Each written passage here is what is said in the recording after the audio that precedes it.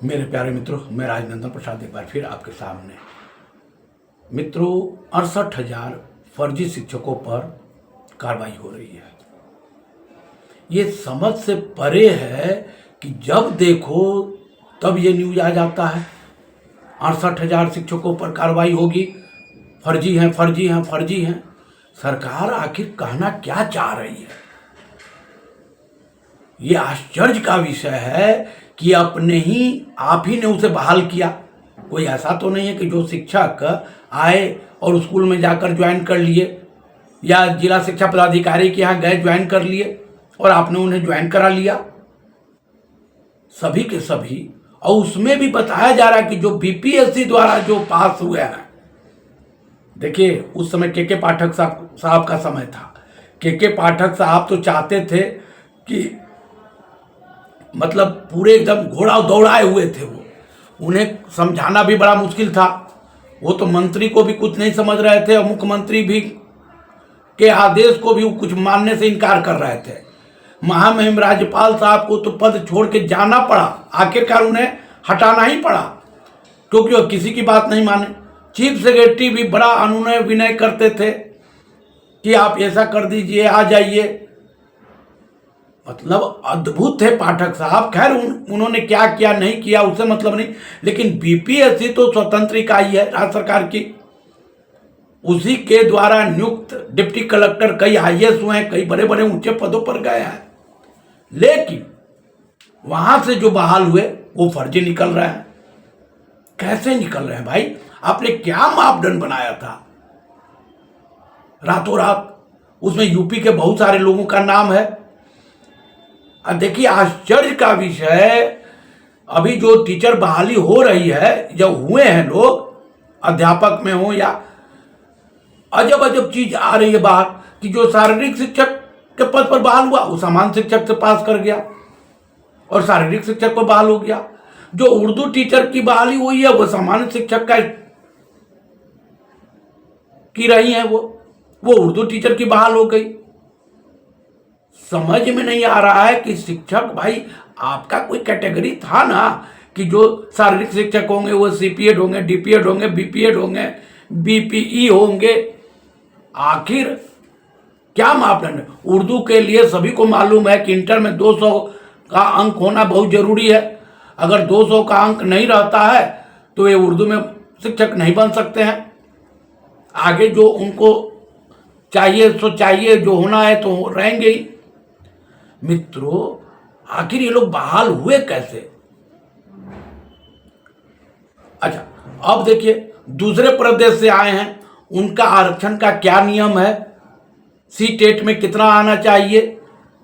राज्य सरकार में के जो हमारे राज्य के अधीन जो सीटेट पास है, जैसे BC1 BC2 के हैं, तो मान लीजिए उनको 55% है, लेकिन जो दूसरे प्रदेश से आएंगे उनको यह सुविधा नहीं मिलती है, वो 60% पर आ जाएंगे। तो फिर आपने बहाली कैसे कर ली? क्या देखा? आखिर कुछ तो देखे होंगे। आज जो लोग आरोप प्रत्यारोप लगा रहे हैं, आपने जिन जिन लोगों को नोटिस जारी किया है बीपीएससी के लोग, आप खुद सोचिए वो लोग जो आरोप लगा रहे हैं क्या गलत लगा रहे हैं। हम उसके पक्ष विपक्ष में नहीं है, लेकिन आपने टीचर की बहाली कर दी तो बहाली की जो योग्यता होनी चाहिए वो योग्यता कौन देखेगा? हम लोग देखेंगे, आम आदमी देखेगा। आपने क्या देख के बहाली की? जो फिजिकल टीचर है वो फिजिकल से उसका कोई लेना देना नहीं है, जो उर्दू टीचर है उसको उर्दू से लेना देना नहीं है, जो सामान्य शिक्षक है, मान लीजिए कोई गणित का है तो उसको गणित तो उसके सब्जेक्ट में है ही नहीं है, जो फिजिक्स का टीचर होगा बाल सामान्य सामाजिक ज्ञान का। आखिर जिन जिन सब्जेक्ट की शिक्षकों की बहाली हो रही है, सामाजिक विज्ञान का, तो वो कहां जाएंगे वो टीचर? अरे सामाजिक विज्ञान में होना चाहिए ना। या जो भी टीचर जिस सब्जेक्ट के बहाल हो रहे हैं उस सब्जेक्ट का कम से कम तो उनका अपना विषय होना चाहिए। इसमें कौन सा गणित लगाना है कि आप लोग आज भी 68,000 शिक्षकों पर तलवार लटक रहा है, निकल रहा है। बिहार के बाहर लोग फोन करते हैं, यार तुम्हारे यहाँ सब फर्जी बहाल हो जाता है। क्या करता है बीपीएससी? अब बीपीएससी तो बड़ा कोई संगठन है नहीं। आज मैंने एक मजेदार चीज देखा, अद्भुत, ये मेरे समझ से परे है।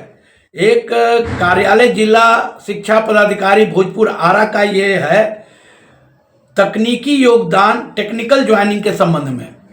मित्रों, इसमें लिखा हुआ है महाशय उपयुक्त विषय के संबंध में अंकित करना है कि हस्ताक्षरित कार्यालय के द्वारा विशिष्ट शिक्षकों का टेक्निकल ज्वाइनिंग कराना है। उक्त कार्य हेतु निम्नलिखित प्रखंड के सामने अंकित तिथि को प्रखंड के एक कर्मी को प्रतिनियुक्त एवं मूल पदस्थापन योगदान और औपबंधिक पत्र के साथ अंकित तिथि को उपस्थित होना सुनिश्चित करें। अब टीचर जो है टेक्निकल योगदान करेंगे। ये टेक्निकल योगदान हम आज पहली बार देख रहे हैं, इसका कुछ क्या कारण है, नहीं कारण है, लेकिन एक योगदान तो वो स्वतः विरमित होकर के योगदान कर लिए। अब टेक्निकल योगदान होगा विशिष्ट शिक्षक वालों का। फिर 1 महीने बाद चिट्ठी निकलेगा कि भाई आप लोगों ने अभी तक त्याग पत्र नहीं लगाया है, तो त्याग पत्र लगाइए। जब त्याग पत्र दे करके फिर जब जाएंगे तो उन्हें कहा जाएगा कि आप लोग वहां से प्रमाण पत्र नहीं लाए हैं, तो फिर कैसे होगा? अब अनापत्तिक प्रमाण पत्र, अब अनापत्तिक प्रमाण पत्र के लिए आप जाइए तो वो जमा कीजिए, तब जा करके फिर आपका प्राण बनेगा। प्राण बनने के बाद आपका वेतन जनरेट होगा।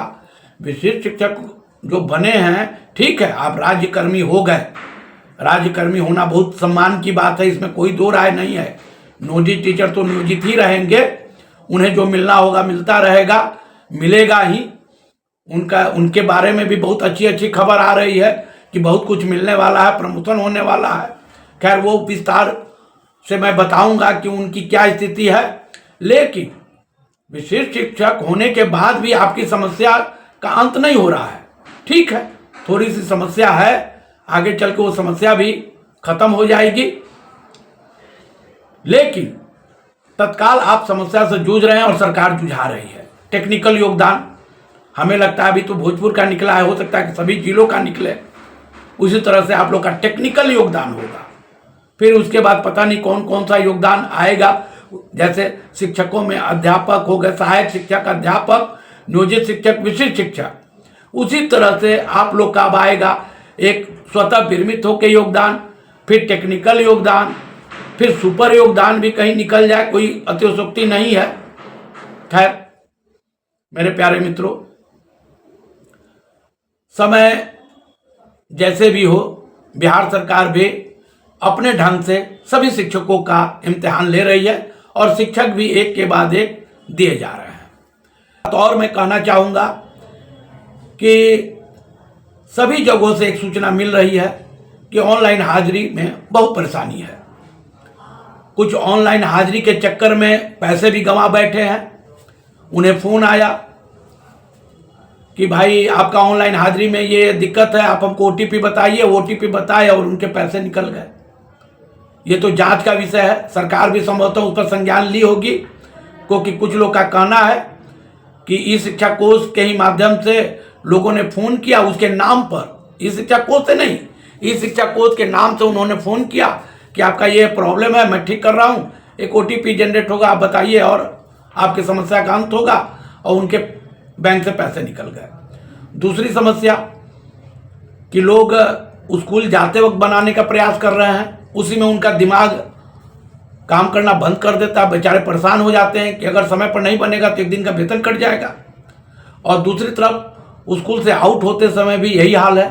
4 बजे आउट होते होते होते होते 4:30, पौने 5 तक बज जा रहा है। अब कुछ लोगों का शिकायत है कि मेरे मोबाइल में तो दिखा दिया कि हम आउट हो गए, इन हो गए, लेकिन ई शिक्षा कोष पर पता नहीं किस कारण से लोड नहीं हो पाया। फिर वहां से पूछा जाता है कि फला फला शिक्षक का अटेंडेंस फलाने तारीख का नहीं बना है। अब उसके लिए प्रधानाध्यापक से लेकर के बीओ स्तर तक के लोग भी लगे हुए हैं। इस समस्या का अंत भी होना चाहिए। मुझे उम्मीद है कि सरकार कुछ जरूर बेहतरी करेगी और शिक्षकों को राहत देगी। जैसा कि थंब इम्प्रेशन से जहाँ अटेंडेंस बनता है वो अगर हो तो ज़्यादा अच्छा है। ऑनलाइन में लोग अपने पैसे से अपने मोबाइल से, बहुत लोग का मोबाइल भी काम नहीं करता है, बहुत लोग का इंटरनेट का पैसा पैक भी समाप्त हो जाता है, परेशानी बहुत है। लेकिन सरकार शिक्षकों के ही माथे पर खेल करके ये ऑनलाइन अटेंडेंस बनाने का धंधा शुरू किया है। ये कहीं से भी वाजिब नहीं है। सरकार अपने स्तर से ऑनलाइन बनाए तो समझ में आती है। खैर मेरे प्यारे मित्रों, मैं राजनंदन प्रसाद एक बार फिर आपसे निवेदन करूंगा कि आप मेरे वीडियो को ज़्यादा से ज़्यादा शेयर करें, लाइक करें, सब्सक्राइब करें। धन्यवाद, बहुत बहुत धन्यवाद। जय हिंद।